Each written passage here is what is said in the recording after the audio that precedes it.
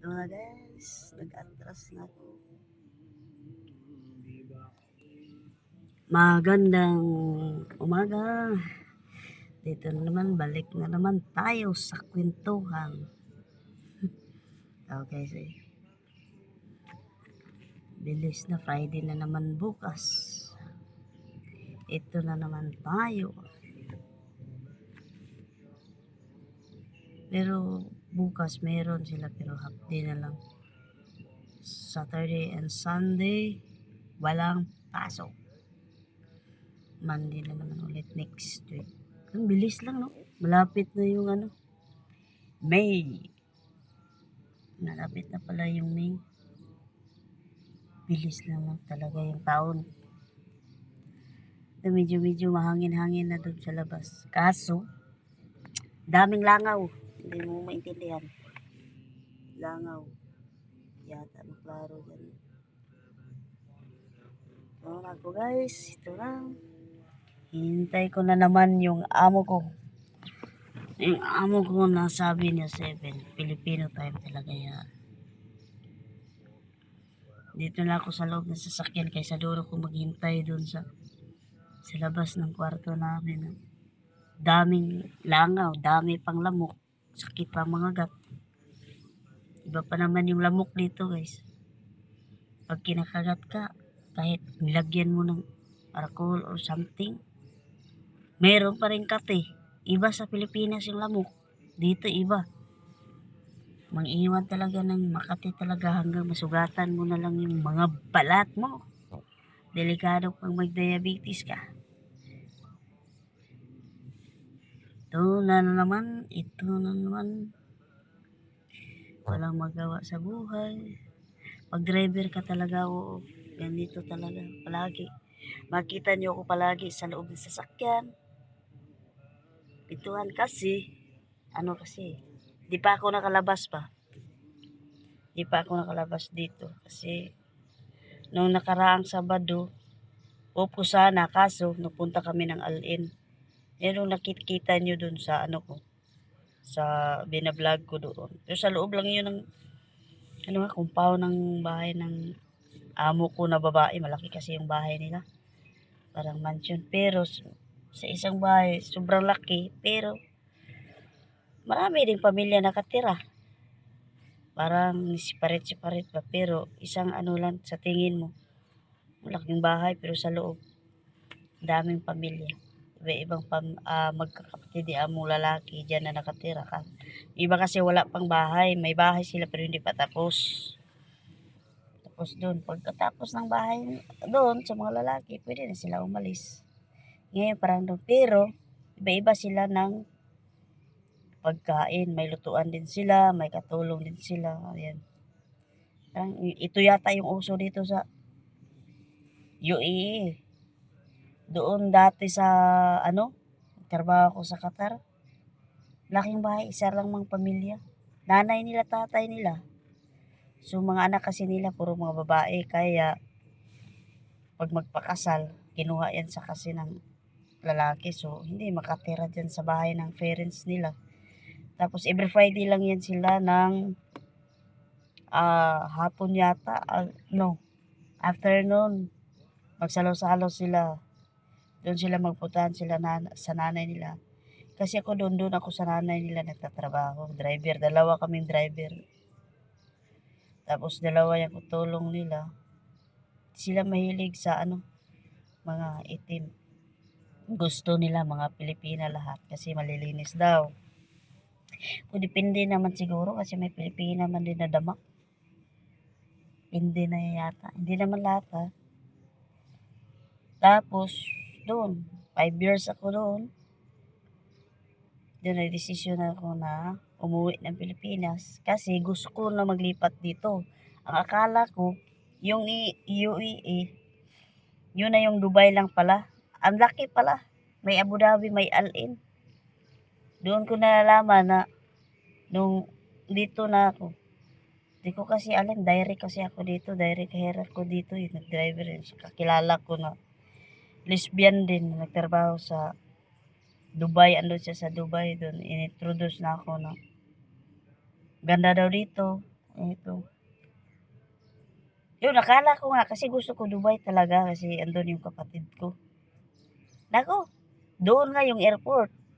Pero, pag dating ko, iba pala yung destination ko, dito pala, sa Abu Dhabi. Sinundo ako doon, amo yata ko, amo ko yun na lalaki. Pero yung agent ko nagsundo doon. Sabi ko lang, akala ko ano, dito sa Dubai, hindi, Abu Dhabi ka, mag-travel ka pa ng ha? Hindi ko kasi alam na.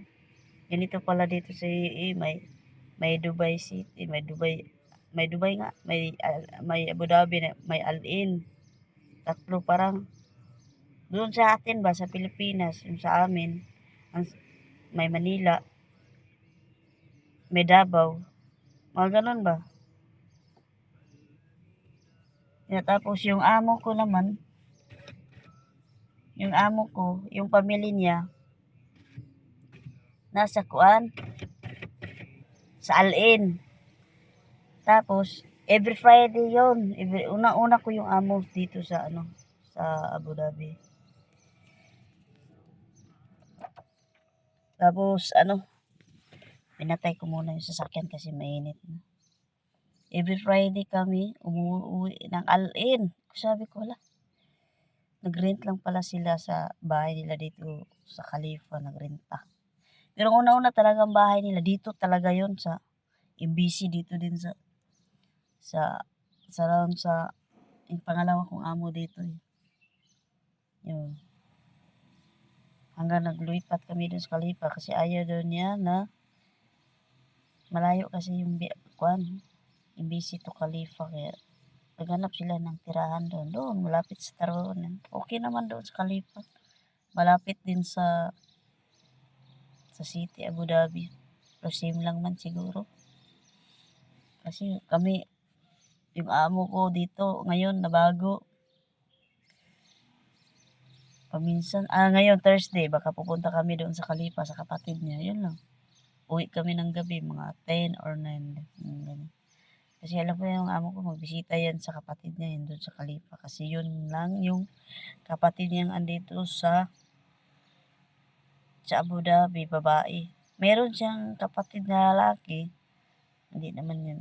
Kasi pag lalaki kapatid nila, hindi sila masyadong yun lang man yung dikit niyang kapatid na babae. Kaya, lagi kaming pumunta doon. Ay, hindi naman lagi.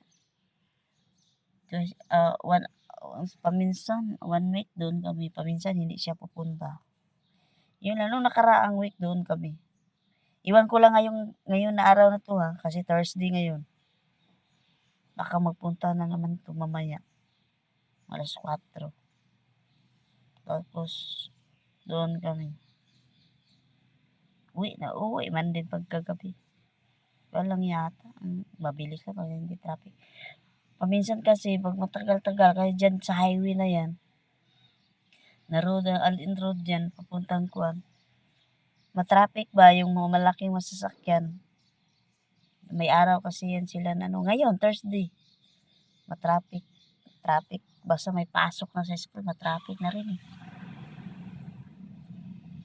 Ito ang amo ko, maya-maya, oras yata. Busy na ngayon mga bus ngayon. Ito lang, kwentuhan lang guys ha. Nakaraan ko dati. Ganyan. Pero okay ba ya dito? Kasi marami kayong mga kababayan, mga kasama ko dito na lesbian. Ayan. Kasama ko nagtawa pa. Ay, bumalik siya. Hindi ko na nakakita kasi bigla. Yun kasi yung amo ng lalaki na sundalo. At ito na guys, kwento na. Pasensya na kasi kwento ko ng Ako dati na kasi ako nag-abroad eh. Tagal ko na dito trabaho din ako sa Singapore dati.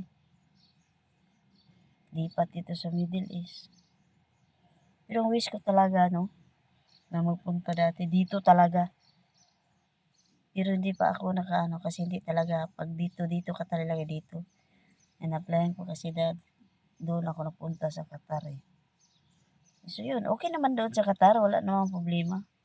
Kaso medyo strict lang sila doon, di kagaya dito na open, saka lalo na sa mga inumin. Makabili ka dyan, doon sa ano, may tindahan kasi sila dito. Tapos, doon sa Qatar, stricto. Makainom ka lang patago, may bilihan, kaso ano ba, limitado, hindi ka pwede. Pwede ka mag-inom, ano mo, may mga laban sa hotel naman karamihan. Di ka kaya sa Dubai ba, doon ang dami. Nung pumunta ako sa kapatid ko, ano, baka makapunta ako doon, magbablog ako doon para makita niyo yung kapatid ko. Doon sa Dubai Dira, doon siya nagtatrabaho, nakatira. Pero hindi ko alam yung sa anong office yung tinatrabahoan niya. Trabaho niya doon IT. Paminsan lang kasi ako, last kong punta doon nung New Year. Malayo kasi sa akin. Okay naman, kaso parang, di ba, pamasahe. Oo, bus nga. Make bus, 20, ay ano yun? Bus na yun. Pamasahe yata, 25 dirham. Pabalik, 50. So, hindi pa yan. Pagdating pa lang dito, sakay ka pa ng, kasi alam naman lakarin ko, ang init-init na ngayon. Kunwari, mag-uwi ako. Pupunta ako doon. So, dito, sasakay ako ng taxi. Papuntang bus station. Kung mag-book ka ng taxi, may plus 5 yun. Mag-a-add yun. So, ang mabayaran ko, imbis 12 dirham lang, magiging 16 dirham. Punta doon. Sakay ng bus, ganito. Mga 100 nga. Mayroon kang 100 dirham. Makauwi ka na dito. Yun na. Hindi ko pa alam kung kailan ako makapunta doon sa kapatid ko kasi busy pa. Kaya pa, malapit na din akong uwi. 2 months na lang. Pero babalik naman tayo dito, inshallah, soon. Doon na naman tayo sa Pilipinas. At makapunta ko doon sa kapatid ko. Kung makapunta ha, vlog ako doon. Kita ko yung sa Dubai. Siguro nakikita nyo yun eh. Sa mga lahat sa social media, pasta Dubai, Dubai. Maraming ano, nakapag-vlog para karamihan doon. No? Magsushoot ng mga artista. Yun sa mga kasal nila yun.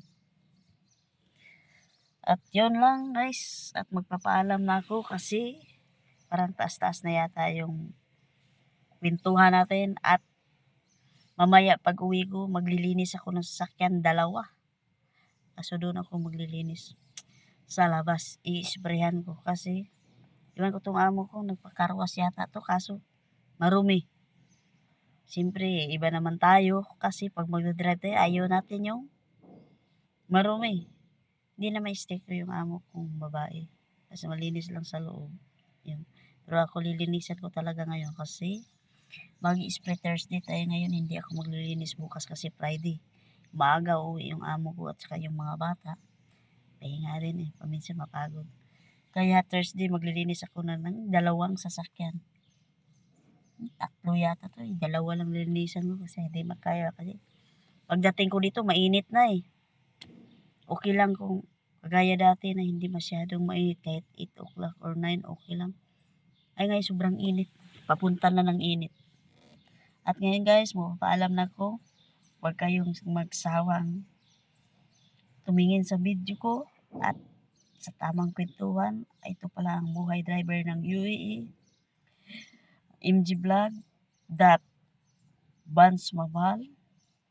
At ingat kayo dyan palagi sa inyong aalis kung saan kayo ng sulok ng mundo. Sa lahat ng mga driver dito, mga kasamahan ko sa UAE, Abu Dhabi. Mag-iingat kayo at God bless.